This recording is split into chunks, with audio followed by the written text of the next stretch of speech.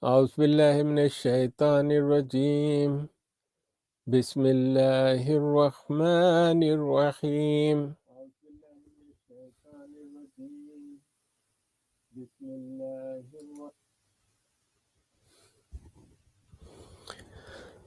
نحمده ونصلي على رسوله الكريم وعلى آله وصحابه أجمعين. رب اشرح لي صدري ويسر لي أمري واحلل عقدة من لساني يفقهوا قولي. الحمد لله وسلام على عباده الذين اصطفى. اللهم أرنا الحق حقا وارزقنا اتباعه وأرنا الباطل باطلا وارزقنا اجتنابه.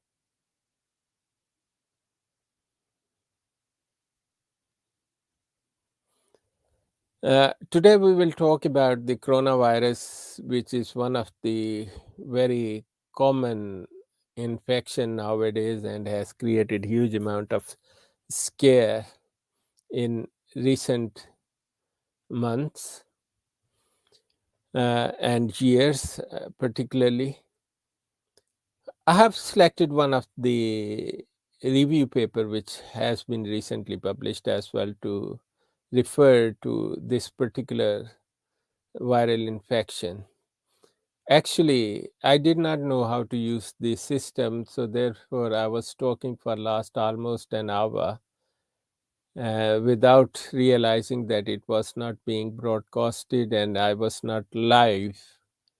So I'm really sorry that those who came and waited for me and waited for this broadcast and found that they couldn't hear anything.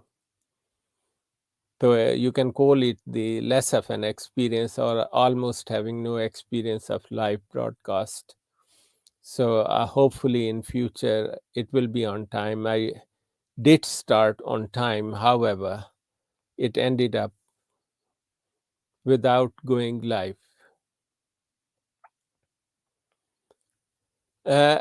About the coronavirus, I would read some few things that the global efforts to contain the virus were mixed, with some countries and or communities enacting stricter action than others.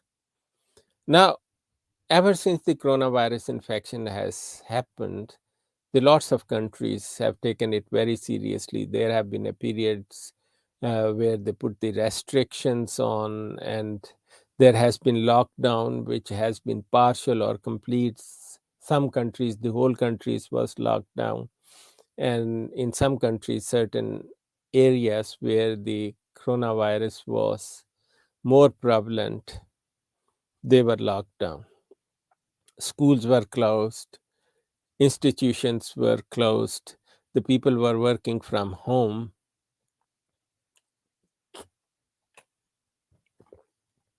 So a number of precautions were taken. So what is a coronavirus? It's not something which is known to us recently. The coronavirus is known for the past 60 years. There are 7 known strains of coronavirus, and the first 4 strains of coronavirus were not as bad as the last 3 strains of coronavirus. As the numbers of infections and deaths from COVID-19, which is one of the latest coronavirus discovered, exponentially rise each day, it is imperative to understand the working of SARS-CoV-2. SARS-CoV-2 is the COVID virus. Severe acute respiratory syndrome, that's what the SARS stand for. And first SARS was called SARS-CoV, which came in year 2000, and there was almost an epidemic, and it was causing a very serious lung infection, which was kind of different from the lung infection which we expected from the milder viruses or the usual viral infections. Then it goes on and says the possible treatment routes to combat this latest epidemics. Of course, we will talk about what are the possible treatments. Viral infection, as a rule of thumb, there are antivirals available, and we have been using antiviral, which are the particular, it's like antibiotics, which are against bacteria. Antivirals are against the viruses, and antiviral has been used in the severe infections apart from the other thing. And one thing I would like to tell people, once you get the viral infection, the chance of co-infection with bacteria is high as well. So we have been using a number of antibiotics as well. One of them is the clarithromycin, which is effective in respiratory tract infections or the lung infections. So here we compare COVID to previous coronavirus in terms of epidemiology and molecular biology, discuss current and prospective testing mechanism, evaluate the currently available and the novel treatment of COVID-19, and provide details on the types of potential SARS-CoV-2 vaccine. So let me share the link with you, and hopefully I will be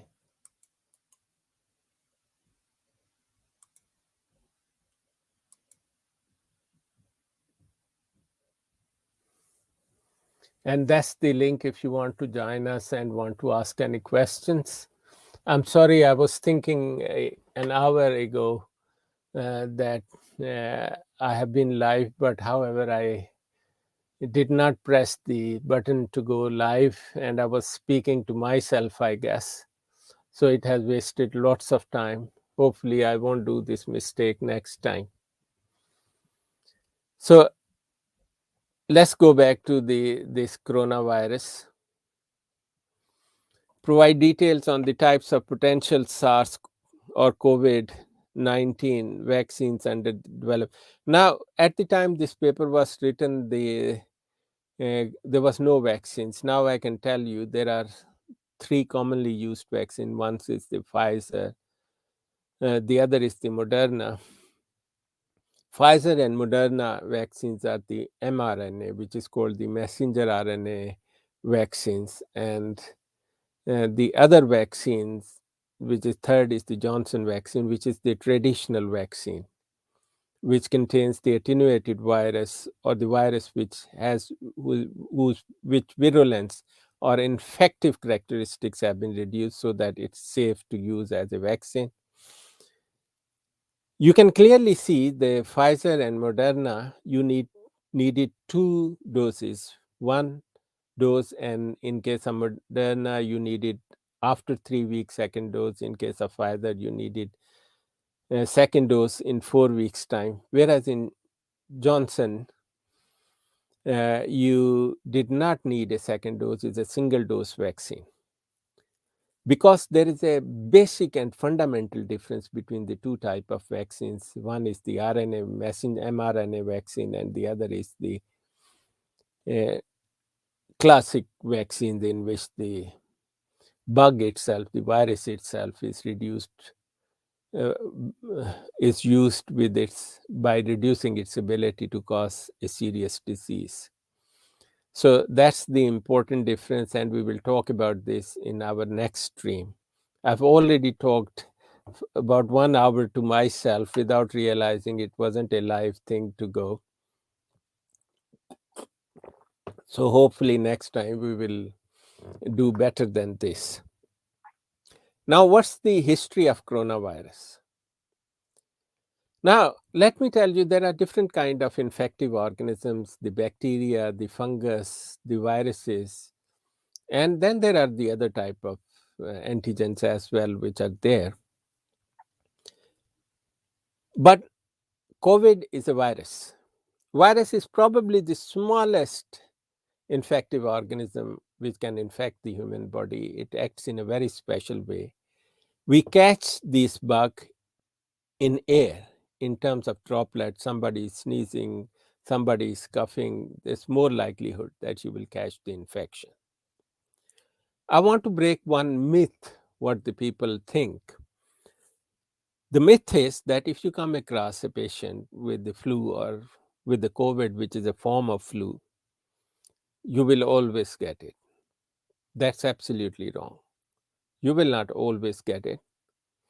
The chance of you getting is less than 50% basically. That's the first important fact. The second thing, suppose you got the infection. The second myth is that you will always get the flu as you go unwell. That's absolutely untrue.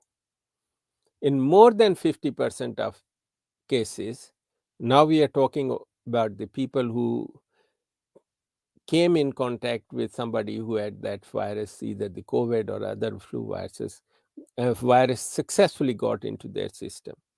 In 50% of cases, nothing will happen, or more than 50% of cases. Your body will get rid of the virus or will get rid of the infection without being unwell, which in medicine we call without being clinically unwell, you will get rid of it, although you were well and truly infected with it. A small number of people will develop clinical symptoms like all the flu symptoms, which is cough and the chills and the pains, and a small number of people, their upper respiratory tract will get infected as well. They will have the sputum. It will be the green or yellow sputum. Now, why this happened? That is a very important question. That why 50% of the people or more than 50% of the people get nothing? Why a number of people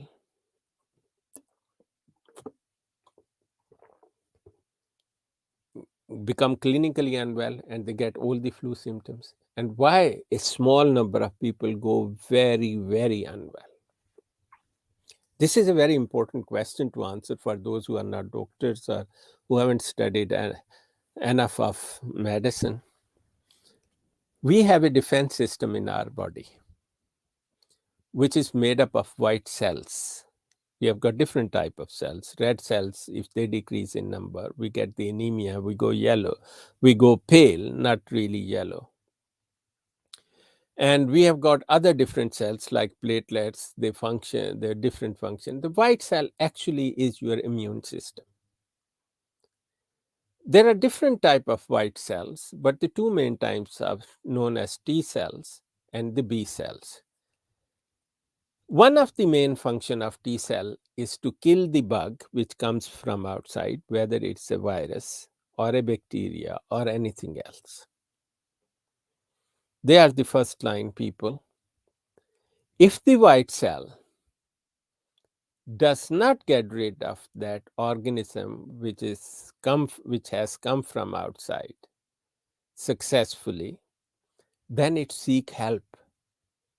It sends a message to its colleague called B cell to help him out of this situation. So B cell makes antibodies. Those antibodies fight the infection alongside T cells. Now you will say that if antibody is fighting the infection, what the T cell is fighting?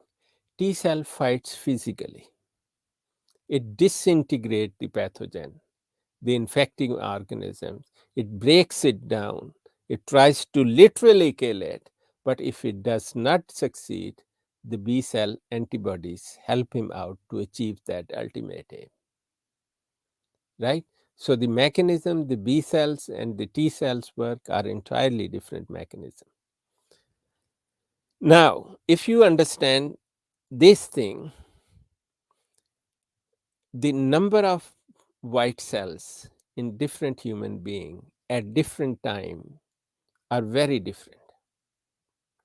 I will tell you the most amazing fact of human body. Those people who are stressed out, their white cell reduce significantly. Now, one question arises that those who have not studied medicine, for them it's a mystery why it happens. They think that the white cells are there forever, as since we are born, they are there and they will be there until the day we leave this world.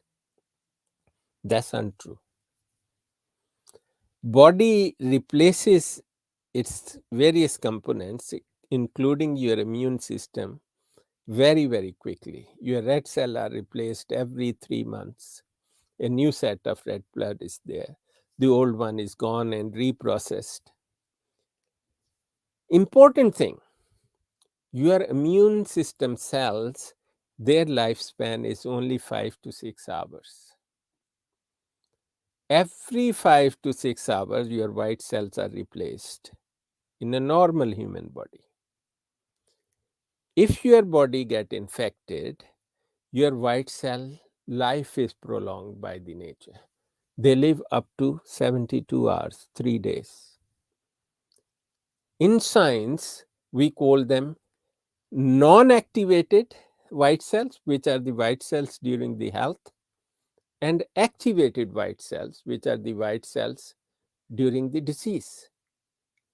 What cause activation is the foreign invasion by a bug or an agent like bacteria, virus, anything, right?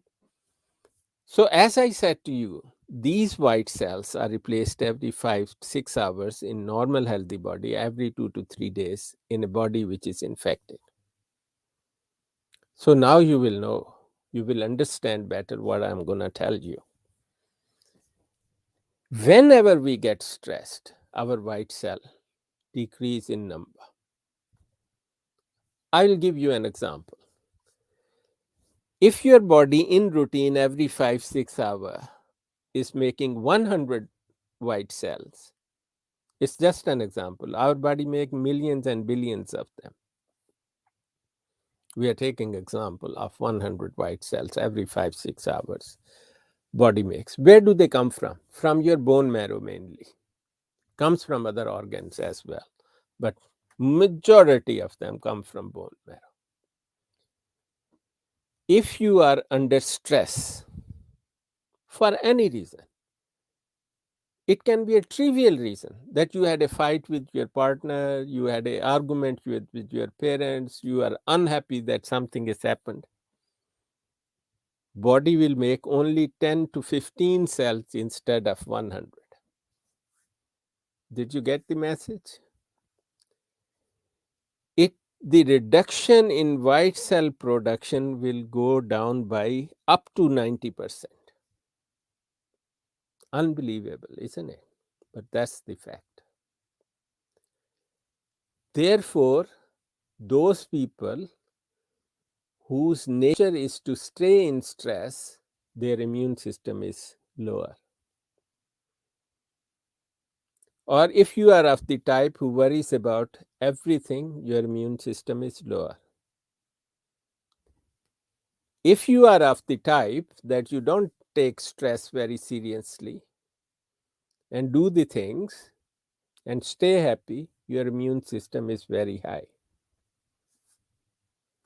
100 out of 100 cell will be produced, whereas in severe stress, or even if you are unwell, like you had a fever or infection, your white cell will reduce in number.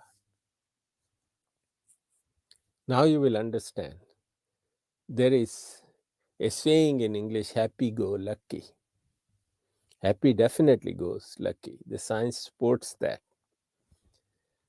So if you are a happy-go-lucky person, you will fight these infections very nicely. If you are a stress type, very bad news. Now you understand, if you are a happy-go-lucky man and the virus or the flu virus or the COVID infect you, your body will get rid of it. Happy-go-lucky man. If you are a stressful type, you who get stressed very easily, your immune system is low, your number of white cell is low, bug infects you, you will fall ill. He will overcome you. Now you know why less than 50% people who get infection or get infected by virus, they actually get unwell. This is so. How can you build up your immune system? In normal life, we are talking normal life. Stay away from stress. How can you stay away from stress? You do the things which makes you happy. You commit yourself to the task which keep the worry away. One of the very important way of building up your immune system is to do exercise daily. Now, people will tell you to do exercise, and then the people will think, oh, exercising, maybe half day exercise, 12 hours a day of exercise will do much more benefit than a short spell of 45 minutes to an hour. I will remove this myth for you today. Doing hours of exercise will make you an athlete if it's your occupation. Okay, there's no harm in doing that, it's a good thing. But for your immune system, 45 minutes to 1 hour of exercise will do the same as 8 hours of exercise. Amazing, isn't it? 8 hours of exercise will not increase your immune system any more than 45 minutes of exercise. It's almost equal. And 1 hour of exercise, you will be at the peak response. So that's a very good news for the people who think, oh, if I'm exercising for 45 minutes, 1 hour a day, well, it's nothing as compared to someone who is doing it for 8, 9 hours or 6 hours. No, my dear. 1 hour is exactly as 8 hours. So in exercise, a small period of exercise every day will build up your system, build up your immune system to a very optimal level. That's another way of doing it. The third way of building up your immune system is taking the healthy food. Certain food actually dampen down your immune system. The toxins, the ingredient present on those foods actually use your immune system to clean your body. So healthy eating. What is healthy eating? What should you eat? Number 1, low saturated fats. Avoid fats, and particularly the fats which are saturated. Saturated fats, if you eat them, which is like the fat found in the animal fats, and if you buy the oil for the cooking oil, if the saturates are more than 50% in it, and there are many oils like coconut oil, sound very innocent, it has got 90% of saturated fat in it. The ghee which is used by Asian people has got around 60% of saturated fat in it. The vegetable oil, the virgin vegetable oil, has the lowest amount of saturated fat in it. And the virgin is the word used for oils if they are cold pressed, not the hot pressed. Hot pressed increase the saturated fats. Why people hot press? Because they get more of a product than as compared to cold press. So this is one of the main sources. Avoid those in your diet. Certain kind of fat is good because it's the high density lipoproteins are found in walnuts and these kind of nuts. Small amount of them every day increase your HDL and decrease your low density lipoproteins, which is good for health. And you will find it very useful. The third kind of diet is the lean proteins. You should eat more in moderation, but you can eat. Then vegetables. and fruits in your diet. So if you take a balanced diet, what is one food which make your immune system worse? That is beer, lager, and alcohol.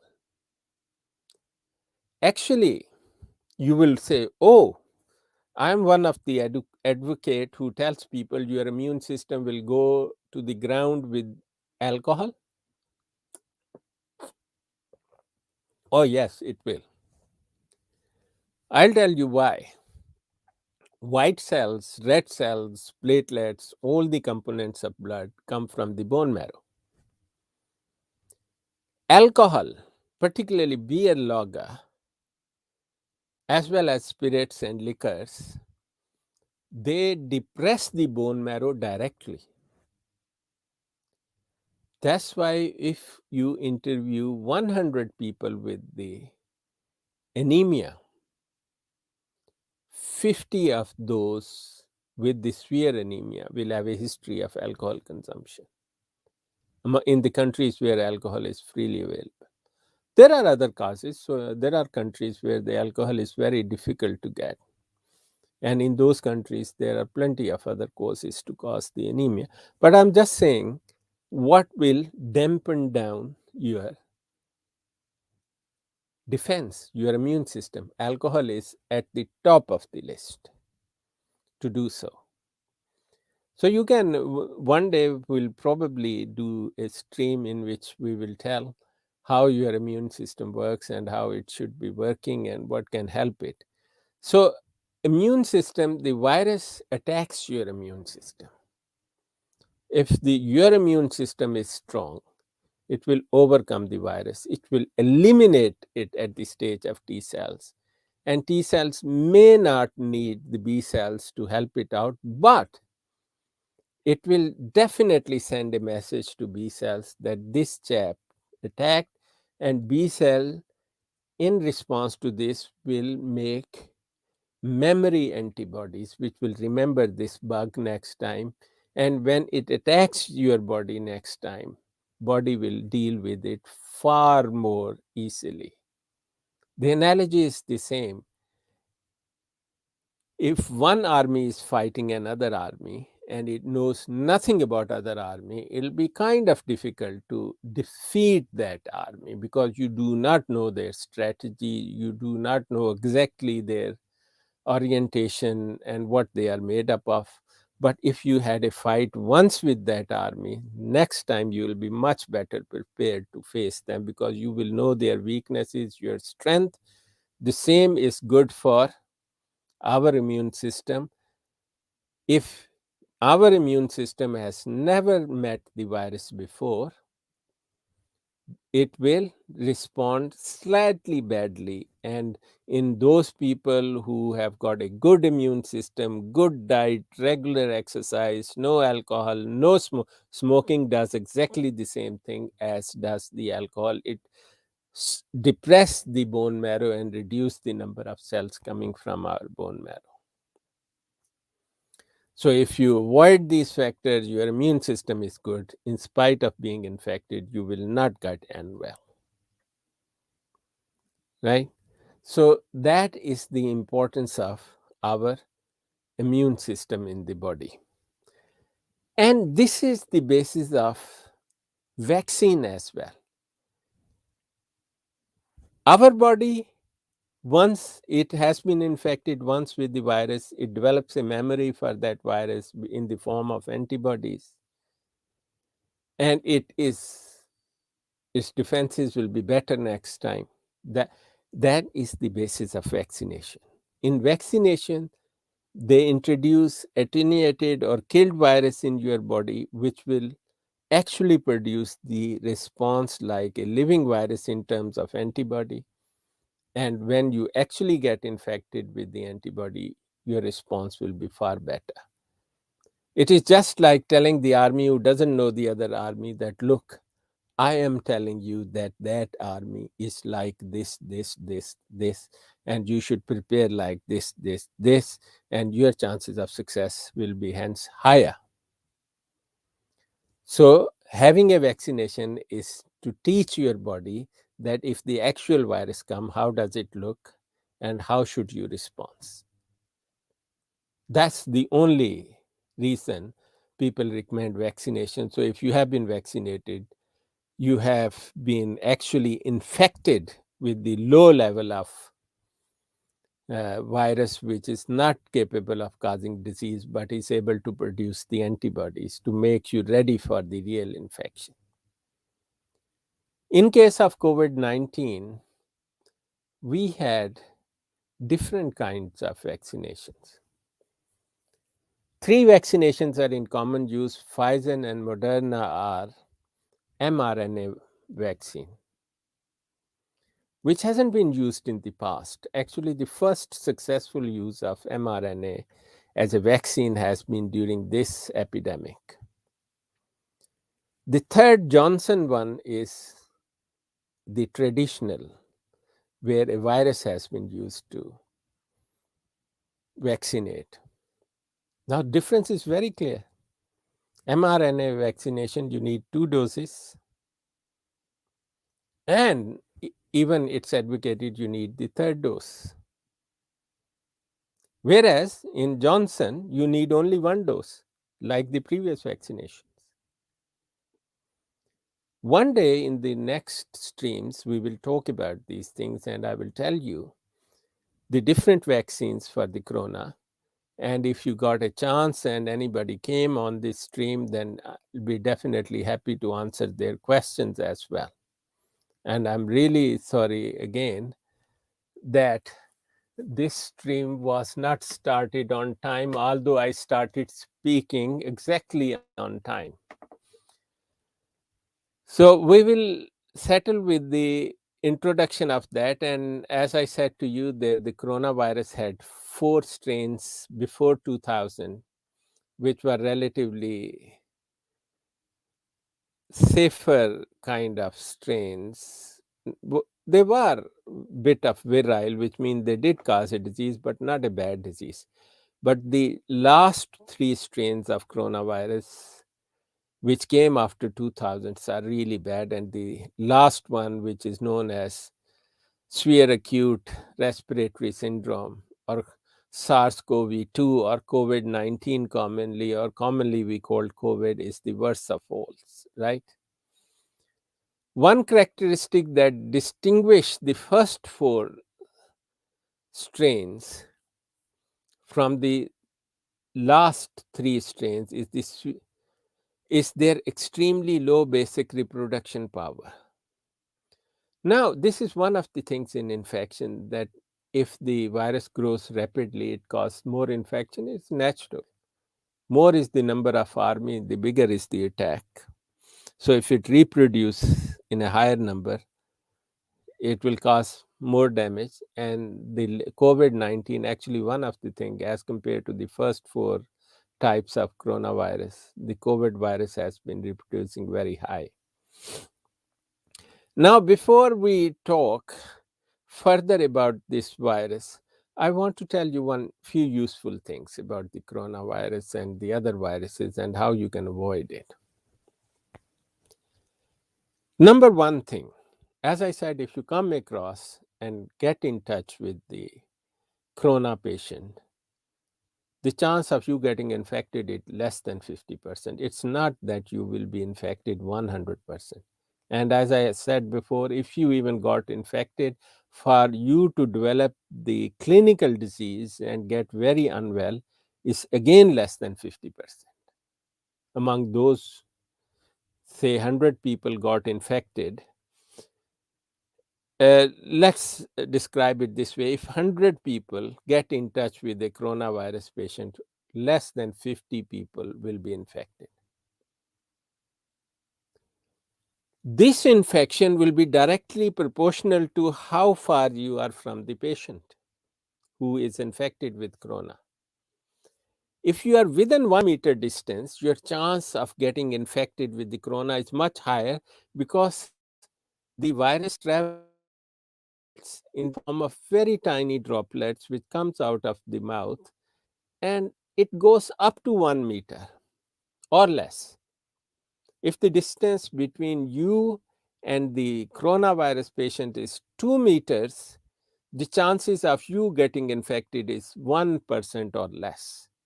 If it is 1 meter and the other person is infected, your chance of getting infected is 60 to 70%. Therefore, a social distance of 2 meters was introduced.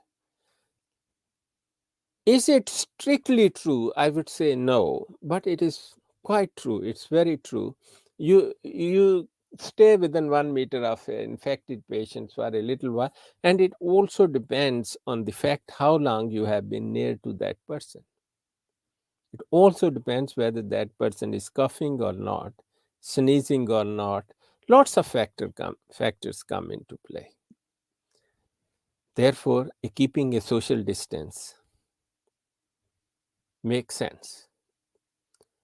The second thing, if you are in a high risk area, like among Muslims, people go for Hajj, which is a gathering of millions of people in a small area.